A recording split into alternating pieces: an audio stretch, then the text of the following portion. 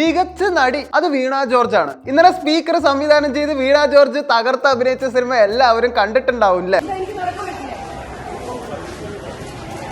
ഫൂട്ടേജിൽ എന്തായാലും തല്ലുകൊള്ളണം നമ്മൾ ആരും കണ്ടിട്ടില്ല. ഇനി ഫൂട്ടേജ് ഷൂട്ട് ചെയ്യാത്തപ്പോ തല്ലിയൊന്നും കൂടി നമുക്കറിയില്ല.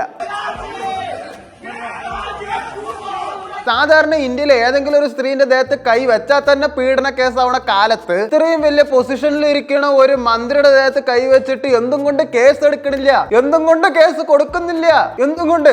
അത് വെറും PR വർക്ക് ആയതും കൊണ്ട് തന്നെ. എന്താ സംഭവിച്ചതെന്ന് അറിയില്ല. സ്പീക്കറിന്റെ അടുത്ത് ഒന്ന് സംസാരിച്ച് കഴിഞ്ഞുള്ളൂ, ദേ കടക്കണ തല്ലുകൊണ്ടിട്ട് ആശുപത്രിയിൽ.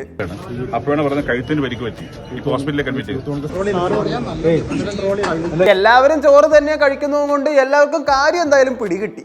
എനിക്കൊരു സംശയം, ഇത് മന്ത്രിമാർക്ക് വിവരം ഇല്ലാത്തതുകൊണ്ടാണോ അതോ മന്ത്രിമാരുടെ കൂടെ വിവരമുള്ള ആൾക്കാർ ഇല്ലാത്തതുകൊണ്ടാണോ? കഴിഞ്ഞ കുറച്ച് ദിവസമായി ഏറ്റവും കൂടുതൽ പരാജയമുള്ള ഒരു മന്ത്രിയായിട്ടാണ് ആരോഗ്യമന്ത്രി എല്ലാവരും കാണുന്നത്. ഏതാണ്ട് 4 മണിയായപ്പോഴാണ് ഇവർക്ക് അടി കൊണ്ടത്. എന്തായാലും കഴുത്തിന് പേർക്ക് പറ്റി എന്തായാലും ഡോക്ടർമാർ എന്താ പറയാ, ഒരു MRI എന്തായാലും കൊടുക്കണം എന്നുള്ളത്. ഒരു MRI റിപ്പോർട്ട് രാത്രി 8 മണിയായിട്ട് റെഡി ആയിട്ടില്ല. ആ MRI റിപ്പോർട്ട് രാത്രി ആകുമ്പോഴെങ്കിലും ശരിക്കും പറഞ്ഞാൽ ജനങ്ങളുടെ മുന്നിലോ മീഡിയന്റെ മുന്നിലോ കാണിക്കേണ്ടതല്ലേ? അറ്റ്ലീസ്റ്റ് പണ്ട് പാപ്പിയപ്പച്ചയിൽ ഇന്നസെന്റ് ചെയ്ത പോലെ ഏതെങ്കിലും ഒരു MRI റിപ്പോർട്ട് എടുത്തിട്ട് കാണിച്ചാലും മതിയായിരുന്നു. ജനങ്ങൾ അതൊക്കെ വിശ്വസിക്കുമായിരുന്നു. അതിനുള്ള ബുദ്ധി പോലും പോയില്ല. ഇനിയിപ്പോ അങ്ങനെ കഴുത്ത് ഒടിഞ്ഞിട്ടുണ്ടെങ്കിൽ തന്നെ 8 മണിയായിട്ട് MRI റിപ്പോർട്ടും ഉണ്ടായിട്ടില്ല. അപ്പൊ എത്ര പിറകിലാണ് നമ്മുടെ ആരോഗ്യ വകുപ്പ്?